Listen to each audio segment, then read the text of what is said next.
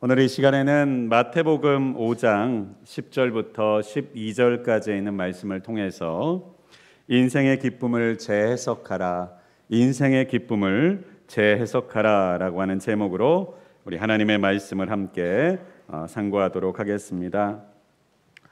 우리나라가 이렇게 잘 살고 부유할 수 있는 나라가 될 수 있었던 이 시기, 그리고 그것을 누려왔던 세월을 살펴보면 역사 속에서 다른 나라와는 비교할 수 없는 짧은 시간 동안이고, 또 그 짧은 시간 동안에 만들어져 왔고 세워왔던 이 모든 성과라고 하는 것을 우리가 알 수 있습니다. 여러분 가운데서도 아마도 어렸을 때 배고픔을 경험하고 또한 어려움을 경험했던 분들이 많이 있으실 것입니다. 그래요, 지금 우리가 누리는 것과는 비교할 수 없는 어려움과 힘든 세월들을 그 직접 경험하고 겪어왔던 분들이 지금도 우리 세대 가운데 함께 살아가고 있는 땅이 바로 우리나라인 것입니다. 과거에 두려움이라고 하는 것이 있다면 무엇이었을까요? 귀신을 무서워하든지 사람을 무서워하든지 여러 가지 무서운 것들도 있었겠지만, 특별히 무서운 것이 있다라고 하는 말을 들을 때 배고픈 게 그렇게 무섭다라고 하는 말을 제가 들은 적이 있었습니다. 내일 먹을 것이 없다라고 하는 두려움, 굶어야 된다라고 하는 두려움인데, 그 굶주림이 언제 끝날지 모른다고 하는 두려움이라는 것이 어마어마하게 큰 무서움이었다는 이야기를 들은 적이 있습니다. 그렇습니다. 우리가 앞으로 우리가 쓸 것과 먹을 것과 입을 것과 살 것이 없다라고 하는 것만큼 막막하고 두려운 것도 정말로 손에 꼽기 쉽지 않을 것 같습니다만, 그렇기 때문이었을까요? 우리의 나라 가운데서는요, 그 두려움 가운데서 소망을 품기 시작했을 때 그 새마을 운동을 비롯한 많은 운동들, 많은 수고와 노력들이 뿌리를 내릴 수 있었고 그 결실을 맺을 수 있었지 않았나 하는 생각이 듭니다. 그렇습니다. 장래에 대한 두려움이 있었기 때문에 지금 때로는 우리의 편안함과 힘들었던 것들을 희생하면서 그 땀과 눈물과 수고를 심을 수 있었던 것이지요. 장래에 우리가 겪게 될 두려움과 염려함들을 대비하고 그것을 사라지게 만들고 싶어서 현재 우리가 누릴 수 있는 작은 편안함과 즐거움들을 내려놓고 그와 같은 것에 몰두하고 힘을 쏟을 수 있었을 것이라는 생각이 듭니다. 그런데요, 예전보다 지금은 참 많이 부유해졌습니다. 많이 넉넉해졌어요. 어쩌면 대부분의 많은 사람들은 당장 내일 먹을 것 때문에 두려워하는 인생을 살기보다는 내일은 무엇을 할까라고 고민하는 인생으로 바뀌어지게 된 것 같습니다. 그런데요, 과거보다 지금 세대를 살아가고 있는 사람들을 보면 가장 중요한 차이가 있다면 소망이 없어졌다라고 하는 차이가 있다는 느낌이 듭니다. 과거에는 내 삶이 아무리 어려웠어도 앞으로 잘 되어질 것이다, 내가 땀과 눈물과 수고를 담으면 앞으로 좋아질게 될 것이다 라고 하는 소망을 품고 사는 시대였다면, 지금은 과거보다 더 많은 자원들을 갖고 더 많은 기회들을 갖고 있을지라도요, 앞으로가 더 나아질 것이라는, 더 좋아질 것이라고 하는 기대와 희망을 품지 못하고 살아가는 사람들이 더 많아졌다라고 하는 생각이 듭니다. 장래가 좋아질 것이라는 기대를 품지 않고 사는 사람들은 어떤 삶을 살게 될까요? 현재의 즐거움에 주목하며 사는 사람이 됩니다. 그런데 이러한 사람을 과거에 뭐라고 불렸습니까? 한량이라고 불렀습니다.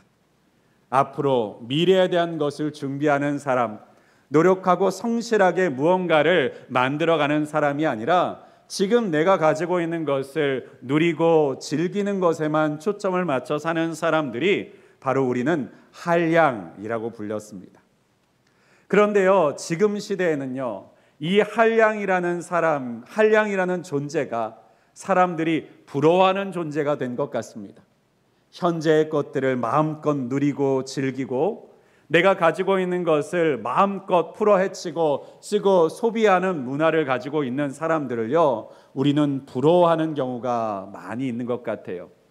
그들이 가지고 있는 능력과 힘이 있어서 즐기든, 그들이 가지고 있는 것을 빚을 내서 다른 사람들을 힘들게 하고 어렵게 해서 얻은 것이든 상관없이 누리는 그 자체를 부러워하는 것처럼 보이는 것이 요즘의 문화 가운데 살아가고 있는 사람들인 것 같습니다. 그런데 과거에 한량들을 만나보신 적이 있으시죠? 때로는 남편이 한량이신 분들도 혹시 있으셨을지도 모르겠습니다. 한량은 본인은 즐겁고 본인은 좋은 것 같은데 문제가 무엇입니까? 옆에 있는 사람들이 힘들어요. 곁에 있는 사람들이 고생하고 곁에 있는 사람들이 더 수고하면서 살아갈 수밖에 없게 만드는 것이 바로 그러한 인생과 삶이지요. 그렇습니다. 우리의 인생 가운데서는요, 혼자 사는 인생이 아니기 때문에 나 혼자 편하겠다고 살아가게 되면 누군가를 힘들게 만드는 인생이 되기 쉽습니다.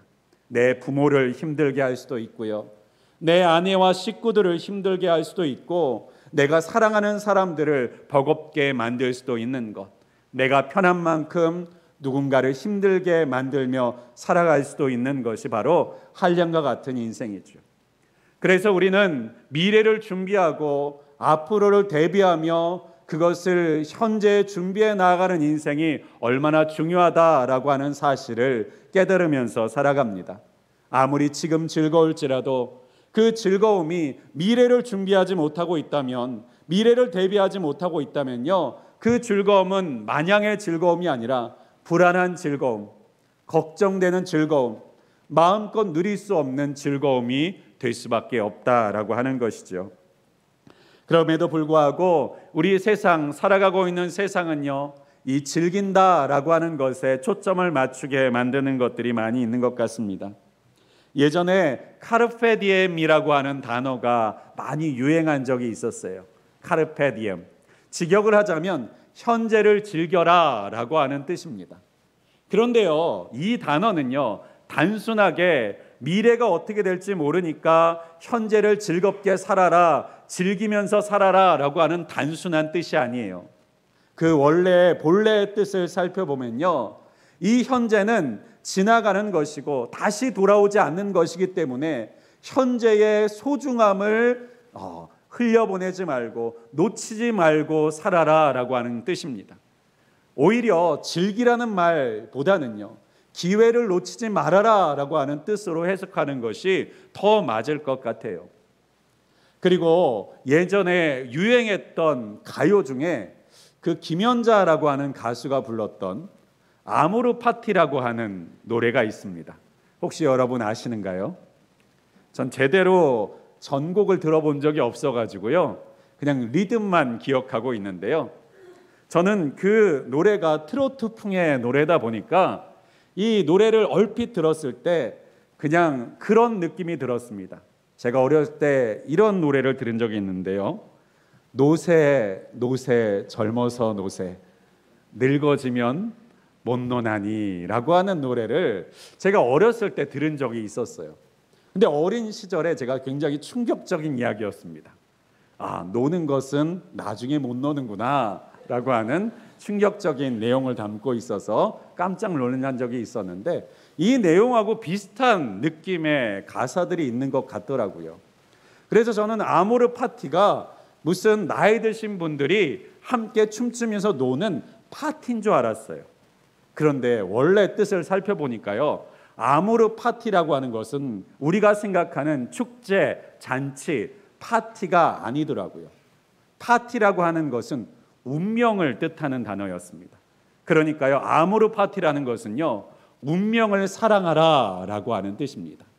내게 주어진 운명을 받아들이고 그 운명을 감사하면서 기뻐하면서 살아라라고 하는 뜻이 바로 아모르 파티라고 하는 단어의 원뜻이더라고요. 그런데요, 우리는요 그러한 노래들이나 그러한 단어들을 들을 때 어디에 주목합니까? 즐긴다, 누린다라고 하는 것에만 주목하면서 들을 때가 있습니다. 그 안에 담겨져 있는 깊은 뜻을 놓쳐버린 채 말이죠. 성경 가운데서도 우리에게는요 기쁘게, 기뻐하라, 즐거워하라 라고 하는 말씀들이 많이 나옵니다. 그런데요 성경에 기뻐하라, 즐거워하라 라고 하는 모든 단어들은요 한 가지 중요한 공통점이 있습니다. 그것은 그냥 즐기기만 하면 된다, 기뻐하기만 하면 된다라고 말씀하시는 것이 아니라 그 기쁨을, 그 즐거움을 온전히 누릴 수 있는 전제 조건이 있다라고 하는 것입니다. 특별히 오늘 본문의 마태복음 5장 10절 이하에 있는 말씀은요 이와 같은 말씀으로 시작합니다. 팔복의 마지막 말씀인데요, 의를 위하여 박해를 받는 자는 복이 있나니 라고 하는 말씀으로 시작합니다. 의를 위하여 박해를 받는 자는 복이 있나니. 요즘과 같이 즐겁고 누리고 즐기고 싶은 이 세대 가운데서 오늘 이 말씀만큼 불편하고 듣기 싫은 말씀이 있을까 싶습니다.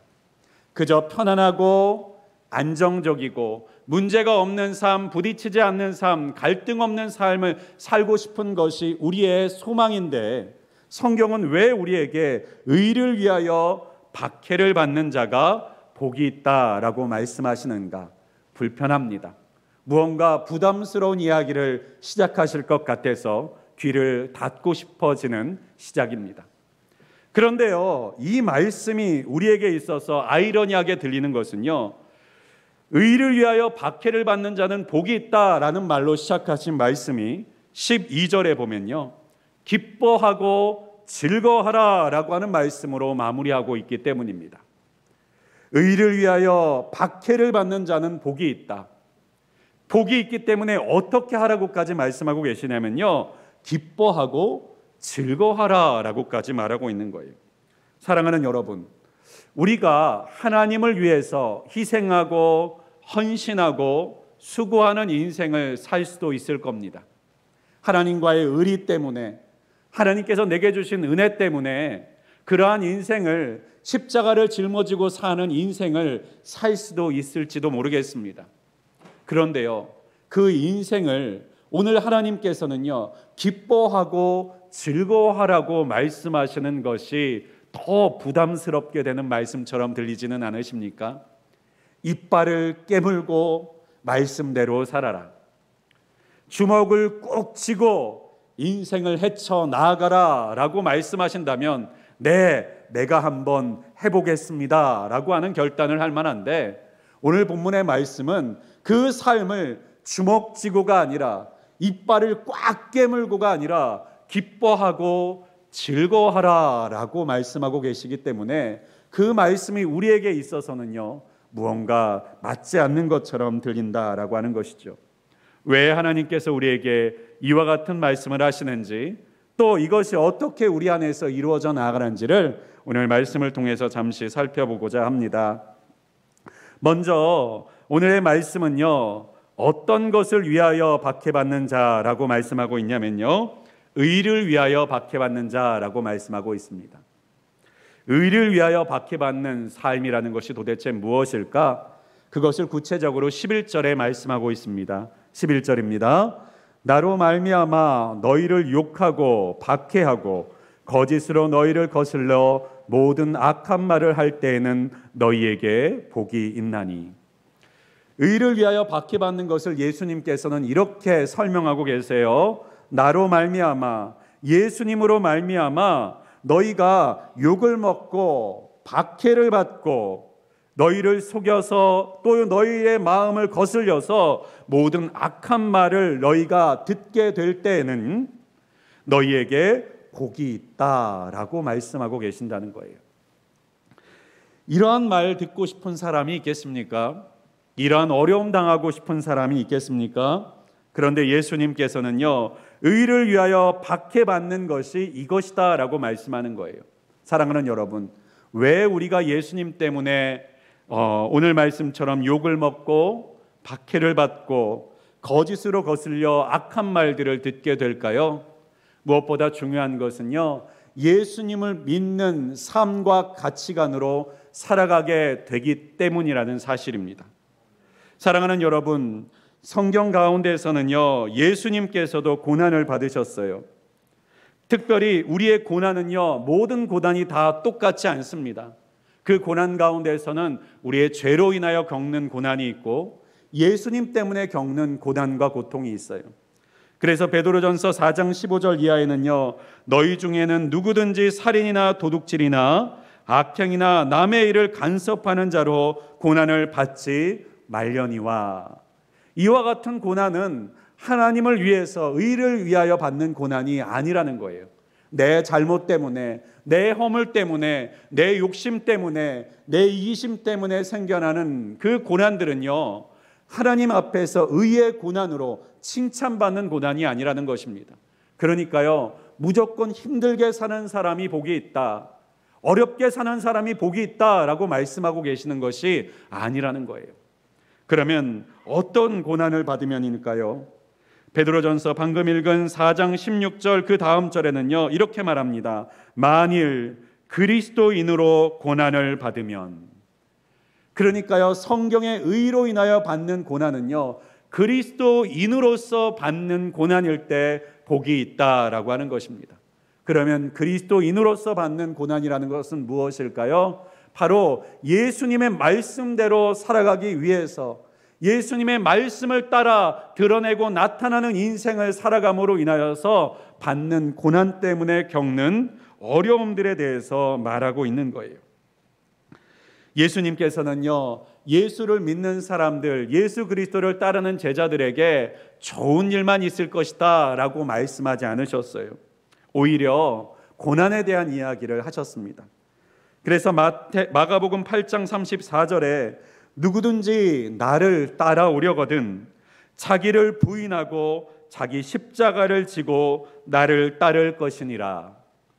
예수님을 온전하게 따라가기 위해서는요, 어떻게 해야 된다라는 거예요? 나를 포기해야 된다는 거예요. 그리고 내가 짊어져야 될 십자가를 외면하지 않고 포기하지 않고 끝까지 짊어 나아가야 한다고 말씀하고 있는 것입니다. 그렇습니다. 예수님을 따라간다라고 하는 것은요, 소풍 가듯이 쫄래쫄래 따라가는 인생이 아닌 것이군요. 예수님을 따라간다라고 하는 것은요, 꽃길이 펼쳐진 것처럼 그냥 그 꽃길들 밟아 나가는 룰루랄라 노래 부르면서 따라갈 수 있는 길만이 아니라는 것을 우리에게 말씀하고 계시는군요. 특별히 예수님께서는요, 이 고난이 예수님 스스로도 겪으셨던 고난이라고 말씀하십니다. 그래서 요한복음 15장 18절 이하에 있는 말씀에 보면 이렇게 말씀하세요. 세상이 너희를 미워하면 너희보다 먼저 나를 미워한 줄을 알아라 라고 말씀하시면서요, 19절에 너희가 세상에 속하였으면 세상이 자기의 것을 사랑할 것이나 너희가 세상에 속한 자가 아니요 도리어 내가 너희를 세상에서 택하였기 때문에 세상이 너희를 미워하느니라. 세상이 우리를 왜 미워하고 왜 우리를 핍박하고 박해하게 되느냐? 예수님께서는요, 우리가 세상의 것이 아니게 되었기 때문이라고 말씀하고 있는 것이에요. 왜 우리가 세상의 것이 아닌 것이 되었습니까? 우리는 죽고 내 안에 예수 그리스도가 살아있는 인생을 사는 존재가 되었기 때문에, 내가 아니라 내 안에 예수께서 나의 가치관이 되시고 나의 생각이 되시고 나의 인생의 방향이 되시고 목적이 되시는 삶을 살아가게 되었기 때문에 바로 세상이 우리를 미워한다라고 말씀하고 있었던 것이죠. 그렇습니다. 예수님께서는요, 세상이 예수님을 불편해하고 미워하고 싫어했던 것처럼 우리도 세상이 싫어하게 될 것이다 라고 말씀하고 계시는 거예요. 그런데 사랑하는 여러분, 예수님이 존경받지 못할 만한 분이셨습니까? 정말 괴수나 원수와 같은 존재셨나요? 아니에요. 예수님도요, 자신이 메시아신 것을 숨기셨다면요, 그저 수많은 지혜자 중에 한 사람, 랍비의 한 사람으로서 자신을 감추고 사셨다면요, 예수님은 존경받고 사실 수 있었습니다. 그런데 그들이 이해할 수 없는 말을 하셨어요. 하나님의 아들이라는 말씀을 하셨고 하나님의 나라에 대한 진리의 말씀들을 선포합니다. 그 사람들이 이해할 수 없었지만, 그 사람들이 받아들일 수 없었지만 세상의 기득권에 적당히 타협하지 않으셨기 때문에 예수님께서는 세상으로부터 핍박받고 미움을 받으셨다라고 하는 거예요. 제자들은 어떠합니까? 제자들도요, 편안히 살 수 있는 기회가 있었어요. 그들은요, 예수님을 전하는 일 가운데 침묵하면 그들은요, 그들의 남은 인생을 그저 적절하게, 적당하게 살 수 있었던 사람들입니다. 그런데요, 제자들은요, 사내들인 공회에서 예수를 전하는 일을 멈추면 살려주겠다라고 하는 말 가운데서 뭐라고 말하는가요? 우리가 사람을 두려워하겠느냐, 하나님을 두려워하겠느냐라고 하는 이 한마디 말로 그 회의장에, 그 재판장에 결론을 내어져 버립니다. 네, 세상이 감당할 수 없는 사람, 세상이 담을 수 없는 사람이 되었기 때문에 세상이 좋아할 수가 없었던 것이죠. 세상의 사람들은 이 인생, 어떻게 보면은 인생 100년이 넘을 수 없는 이 짧은 인생에 모든 것들을 계획하고 짜 넣어서 계획하고 살아가는 사람들인데, 영혼을 바라보면서 사는 사람들이 이 땅 가운데서는 소화될 수도 없고 통제될 수도 없고 다스려질 수 없는 존재였기 때문에 그들을 싫어했다라고 하는 거예요. 그래서요, 성경은 디모데후서 3장 12절에도 이렇게 말합니다. 무릇 그리스도 예수 안에서 경건하게 살고자 하는 자는 박해를 받으리라. 박해를 받으리라. 사랑하는 여러분, 팔복에 있는 말씀은요, 이렇게 살라라고 하는 명령이 아니라고 말씀드렸습니다. 이렇게 살아가게 되는 사람이 복이 있다라고 말씀하시는 구절들이라고 설명드렸어요. 그러면요, 오늘 10절에 있는 말씀, 의를 위하여 박해를 받는 자, 박해받으려고 노력하는 사람이 되라는 뜻이 아닌 것이죠. 그리스도인답게, 예수 그리스도의 가치관을 가진 사람답게 살아나가면 무슨 증상, 무슨 문제가 생긴다는 것입니까? 세상이 우리를 핍박하고 세상이 우리를 욕하고 박해하는 문제들이 생길 것인데, 그것을 이상하게만 여기지 말고, 그 고통을 어렵게만 여기지 말고, 너희가 잘 가고 있구나, 너희가 잘 살고 있구나, 너희가 세상과 타협하지 않고 양보하지 않고 잘 걸어가고 있구나 라고 하는 복으로 여기라고 말씀하고 계시는 것입니다. 사랑하는 여러분, 우리가 세상을 살아가면서 세상의 사람들에게 받아들여지기만 하고 불편함이 없는가요? 제가 예전에 군대에 있을 때 경험한 것이 있었습니다. 군대에는요, 회식이라는 것이 있어요. 그런데 이 회식 자리에는요, 특별히 술을 마시는 경우가 있습니다. 그런데 제가 근무하고 있었던 부대는 영외에 있는 전차 부대였는데, 그 영외에 있는 대대다 보니까 제일 높은 분이 대대장님이에요. 중령인 대대장님이셨습니다. 그런데 이 회식 자리에 이 대대장님이 직접 이 회식을 진행을 하시는 거예요. 그런데요, 마침 그 자리에서 제가 대대장님 앞자리에 앉게 되었습니다. 하필이면요. 그런데요, 회식을 하니까 술을 따라줄 거 아닙니까? 그런데 제가 어렸을 때부터 살아오면서 모태신앙으로 살아오다 보니까 술을 마시면 안 된다라는 것을 어렸을 때부터 배워왔던 사람이 아니겠습니까? 근데요, 앞에서 대대장님이 술을 따라주시는 거예요. 야, 이 술잔을 받고 내가 어떻게 해야 되나 고민이 되더라고요. 그래서 건배까지는 따라서 했습니다만 이걸 마시는 시간이 됐는데 이걸 마실 수가 없는 거예요. 그러니까 옆에 있었던, 제가 인사과 소속이었는데 인사부장님이 옆에서 자꾸 눈치를 주는 겁니다. 빨리 마시라고. 대제장님이 따르신 술인데 어떻게 안 마실 수가 있냐고. 그래서 그 자리에서 그냥 고민하다가 말씀을 드렸습니다. 대대장님, 저 예수 믿는 사람입니다. 그 다음에 어떤 일이 벌어졌을까요? 좀 핍박이나 어려움들이 생겼다면 이렇게 제가 열심히 간증을 하고 다녔을 텐데, 하나님께서는 저의 연약한 믿음을 아시고 그냥 잘 넘어가게 해주셨습니다. 그런데요, 그때 그 용기를 낼 때까지 얼마나 힘들던지요.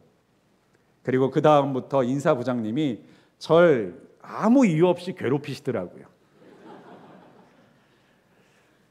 저는 그걸 보면서 그런 생각이 들었습니다. 아, 예수를 믿는다는 것이 세상 가운데서 편하게만, 익숙하게만, 적응하면서만 살 수 있는 방법이 만만치가 않은 것이구나라는 것을 정말 뒤늦게 깨달았습니다. 그래요, 세상에서 직장 생활하시고 사회생활 하시는 분들 앞에서는요, 얼마나 이러한 문제들이 더 많이 생기시겠어요.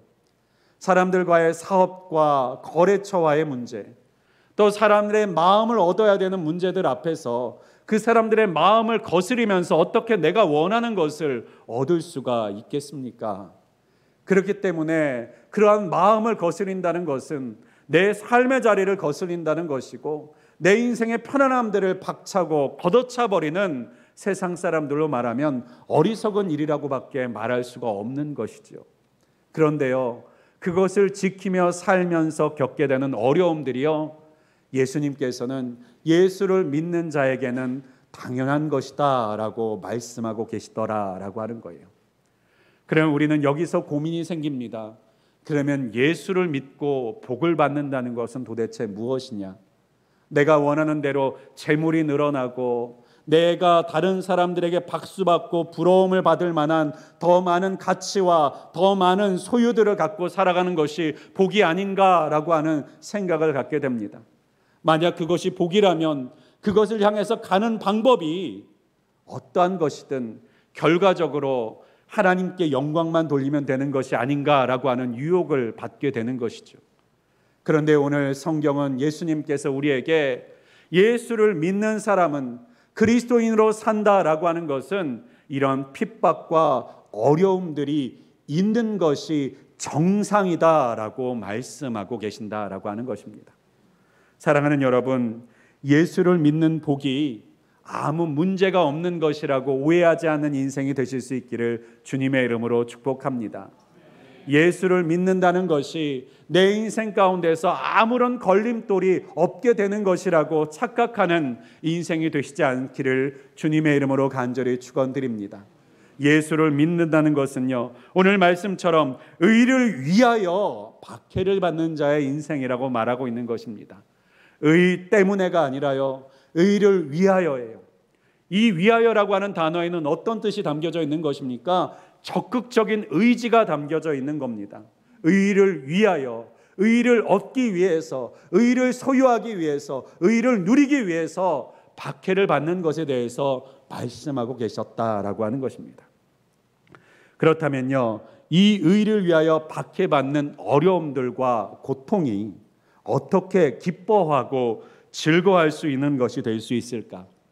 앞서 말씀드린 대로 이것들을 견뎌내고 이기는 것은 고통스러운 일인데 왜 예수님께서는 이기는 것만으로도 고통스러운 이 일을 기뻐하고 즐거워하라 라고 말씀하고 있는가? 사랑하는 여러분, 우리의 기쁨은 두 가지가 있습니다.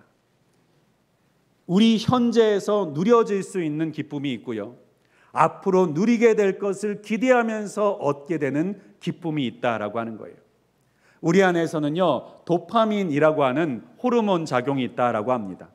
이 도파민의 호르몬의 작용을 통해서 사람은요, 동기를 부여받아서 무언가에 대해서 열정을 내고 열심을 낼 수 있게 된다라고 해요. 그런데요, 이 우리의 몸을 창조하신 하나님의 이 메커니즘 가운데 신기한 것이 하나 있습니다. 이 도파민은요, 이미 소유한 것을 누릴 때보다요, 아직 소유하지 못한 것을 기대할 때 더 많은 도파민이 분출되게 된다라고 하는 거예요. 내가 누리고 있을 때 그 기쁨이 가장 큰 것이 아니라 그것을 누릴 것을 기대하고 있을 때 더 많은 기쁨이 우리 안에 있게 만드시는 신경작용, 호르몬 작용을 하나님께서 우리에게는 만들어 두셨다라고 하는 거예요. 그렇기 때문에요, 사람은요, 내가 가지고 누리고 있다 보면요, 그 누리고 있는 기쁨이 점점점 떨어지게 된다라고 합니다. 점점 그 같은 것을 가지고는요, 같은 기쁨을 누릴 수 없는 존재가 된다라고 하는 거예요. 이것을 가장 극명하게 보여주는 것이 무엇입니까? 마약이요. 마약은요, 그것을 처음 접할 때는요, 이 세상에서 줄 수 있는 어떤 기쁨보다의 최고의 기쁨, 수십 배나 높은 기쁨을 우리에게 경험하게 해준다라고 해요. 그런데요, 이것이 한 번, 두 번, 세 번, 10번, 20번 반복되기 시작하면 어떻게 됩니까? 그 기쁨이 점점 떨어져 가기 시작한다라는 거예요. 그러니까 같은 양의 마약을 가지고 똑같은 기쁨이 생기지 않기 때문에 그 기쁨을 유지하고 싶어서요, 점점 더 많은 분량의 마약을 투여해야만 그나마 같은 수준의 기쁨을 유지할 수 있게 만든다는 것입니다. 그런데요, 마약은 더 큰 문제가 있습니다. 우리의 기쁨의 시스템을요, 완전히 망가뜨려 버린다라고 하는 거예요. 그래서 이전에 우리가 느꼈던 기쁨이 기쁨되지 못하게 만드는 작용을 바로 이 마약을 통해서 생겨나게 된다는 것입니다. 이전에는 내가 기뻤던 것이 기쁘지 않게 되도록 우리의 기쁨의 시스템을 완전히 망가뜨려 버린다라고 하는 거예요. 이 말이 무슨 말입니까? 우리가 담을 수 없는 기쁨, 우리가 누릴 수 없는 기쁨이 우리 안에 부어졌을 때는요, 그것이 우리 자신을 망가뜨려 버릴 수도 있다라고 하는 거예요. 그런데요, 앞서 말씀드린 대로 하나님께서는 우리를 기대하는 기쁨을 가질 수 있도록, 그 기대하는 기쁨이 더 크게 우리 안에 작용할 수 있도록 만드셨다라고 하는 것을 우리가 주목할 필요가 있습니다. 왜 그럴까요? 하나님께서는 성경을 통해서 우리에게 바로 이 기쁨이 진정으로 우리에게 주시고자 하는 기쁨, 우리에게 그 기쁨을 기대하고 소망하는 것이 바로 믿음과 신앙으로 사는 사람의 정체성이라고 우리에게 말씀하고 계시기 때문이에요. 사랑하는 여러분, 자녀를 낳는 일들, 10달 동안 아이를 뱃속에서 두고 있다가 그것을 낳는 어머니의 고통이라는 것이 얼마나 대단합니까?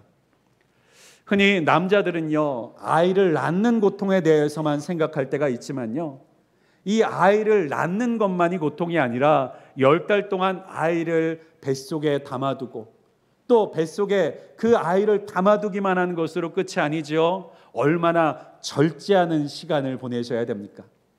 그래서 저희 와이프도요, 아이를 임신하고 나서요, 그 커피를 얼마나 좋아하는데 그 커피를 못 마셔요. 그 커피를 마시지 못하는 것 때문에 얼마나 힘들어했는지 모릅니다. 그래요, 우리가 건강한 아이를 출산하기 위해서 10달 동안 내가 하고 싶은 것, 누리고 싶은 것, 그리고 즐기고 싶었던 것들을 절제하고 또 그 아이를 낳는 큰 고통을 감수하면서 아이를 출산하고 난 다음에 그 아이를 바라볼 때 얘를 위해서 내가 이렇게 고생했어 라고 후회하시는 분들이 얼마나 있는가요? 오히려 기뻐하고 감사하죠. 그렇기 때문에 둘째를 낳으시는 것이 아니겠습니까? 첫째를 낳고 너무너무 힘들고 어렵고 벅차기만 했다면요, 어떻게 두 번째를 낳을 생각을 하시겠어요? 어떤 분이 그러시더라고요. 잊어버려서 그렇다. 무엇이 됐든 간에 그 아이, 그 생명이 태어나는 기쁨이 그동안에 있었던 모든 고생과 어려움들이 잊혀지고 덮어지는 것 같은 경험을 하기 때문에 그 생명을 귀하고 소중하게 기뻐하며 안을 수 있는 것이죠. 그렇습니다. 우리의 인생 가운데서도요, 생명을 낳기 위해서는 고통이 필요하다는 것을, 열매를 거두기 위해서는 수고가 필요하다라는 것을 우리가 날마다 배우면서 살고 있지 않습니까? 하나님의 이 일도 마찬가지입니다. 그런데요, 우리가 인생 가운데서 이 고통이 없고 수고가 없는 인생으로 살아가게 된다면 어떻게 될까요? 성경에는요, 한센병이라는 병이 있습니다. 우리가 흔히 문둥병, 나병이라고도 불렀던 병이죠. 이 한센병이라고 하는 병의 특징은요, 고통이 없어지는 병이에요. 고통이 없어지는 병. 그래서 예전에 한센병에 걸렸던 사람들의 증상을 확인할 때는요, 손가락이나 발가락 끝을 바늘로 찌릅니다. 그런데 통증이 느껴지지 않아요. 그러면 그 사람이 그러한 질병에 걸렸다라고 진단하기도 했어요. 네, 아픔을 모르게 되는 거예요. 고통을 모르게 되는 거예요.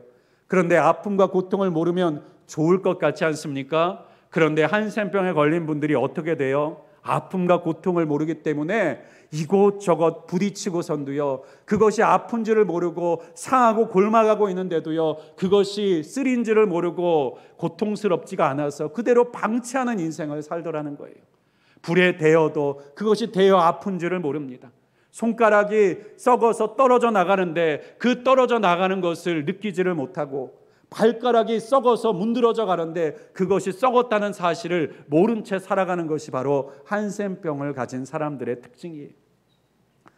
인생을 살아가면서 고통이 없는 것이 우리의 인생 가운데서 부럽고 사모할 만한 인생처럼 보이지만, 고통이 없는 인생은 오히려 우리의 인생이 망가지고 있어도, 부서지고 있어도, 끊어져 나가고 있어도 깨닫지 못하게 된다라고 하는 약점을 가지고 있다라고 하는 거예요. 반면에 우리가 고통을 느낀다는 것이 복이라는 것을 우리에게 말씀하고 있다는 거예요. 우리의 인생 가운데 우리가 고통을 느낄 수 있다면, 그리고 우리가 아픔을 느낄 수 있다면, 그것이 오히려 어떠한 것의 증거입니까? 살아있다라고 하는 것의 증거, 살아있다라고 하는 것의 증거라고 하는 거예요. 그런데요, 예수 믿는 자의 인생 가운데서 고통이 없습니까? 예수를 믿는 자의 인생 가운데 아픔이 없습니까? 예수를 믿는다고 하면서 살아가는 사람의 인생 가운데 그리고 쓰림이 없습니까? 그렇다면요, 우리는요, 혹시 그리스도인으로서 영적인 한센병자인지를 우리가 다시 한번 돌아봐야 된다라고 하는 것을 오늘 말씀하고 계시는 거예요. 예수를 믿는데 내가 아무런 어려움이 없어요. 예수를 믿는데 믿지 않는 사람들과 아무런 부딪힘이 없어요. 예수를 믿는데 인생과 삶 가운데 불편함이 하나도 없어요. 그것이 정말 예수님처럼 되어져서, 예수님과 똑같은 인격과 삶의 모습이 되어져서 부딪히지 않는 것인가? 그런데요, 예수님도 고난당하셨잖아요. 예수님의 인격을 가지신 예수님, 하나님의 성품을 가지신 예수님도 이 땅 가운데서 고난과 고통을 당하셨는데, 아무리 내가 예수님 같은 인격을 갖고 세상을 산다 할지라도 내게 어려움이 없어요? 그것은 조금 이상한 거잖아요. 사랑하는 여러분, 말씀을 정리하고자 합니다. 오늘 우리 하나님께서는요, 우리에게 너희 인생 가운데 고통이 있는 것이 복이다라고 하는, 어쩌면 어려운 말씀을 우리에게 하고 계십니다. 그러나 내가 만약 그리스도인이냐, 내가 만약 예수를 따르는 사람이냐라고 물으실 때에, 그런데도 내게 어려움이 없고 고통이 없다면 너 자신을 한번 돌아봐야 된다라고 말씀하고 계시는 줄을 믿습니다.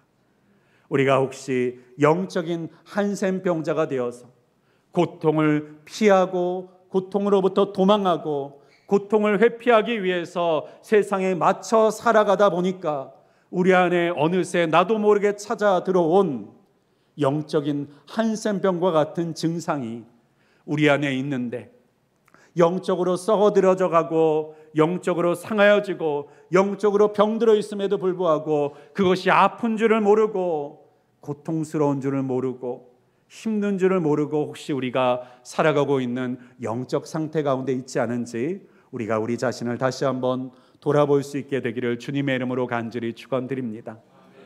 그러한 한센병자라 할지라도 예수님은 치유하시지 않으셨습니까? 그러한 한센병자라 할지라도 예수님은 내가 깨끗해지기를 원한다라고 하는 예수님의 말씀 앞에 그가 가지고 있었던 모든 그 병이 깨끗하게 씻겨 내려가지지 않았는가요? 한센병으로부터 치료된다는 것은 무엇입니까? 아픔을 회복하게 된다라는 거예요. 고통을 회복하게 된다라는 것입니다. 바로 이 팔복에 있는 말씀이 무엇에 대해서 말씀하고 있는 것입니까? 너희는 하나님의 사람답게, 하나님의 나라를 사랑하는 백성답게 너희가 느껴야 될 고통을 다시 회복해라. 너희 마음 가운데 다시 느껴져야 될 그 아픔을 다시 회복해라. 그리고 그것이 회복되어 있는 사람이 영적으로 건강한 사람이요 천국을 소유할 하나님의 백성이다라고 말씀하고 계신다는 사실을 우리가 꼭 기억할 수 있기를 주님의 이름으로 간절히 축원드리겠습니다. 기도하겠습니다. 전능하시고 분명히 살아계신 하나님, 오늘도 우리에게 주신 말씀을 통하여서 우리가 영적인 한센병자가 되어서 고통을 모르고 살아가는 것이 기쁨인 줄을 알고 하나님, 그렇게 살아가는 인생이 되지는 않았는지 우리를 다시 한번 돌아볼 수 있기를 간절히 소망합니다. 고통하는 것이 싫어서 고통에 무감각해지고 세상을 바라보면서 한탄하고 기도하는 것이 너무나도 답답해서 외면하는 마음으로 살고 있는 우리의 심령이 있다면 주님 앞에서 우리의 고통을 다시 한번, 그 아픔을 다시 한번 회복할 수 있는 은혜를 허락하여 주시고, 살아있는 생명을 가지고, 새로운 살아있는 영혼을 가지고, 살아있는 양심을 가지고 그리스도인답게 살아가는 하나님의 사람 되게 하여 주시옵소서. 예수 그리스도의 이름으로 간절히 기도하였습니다. 아멘.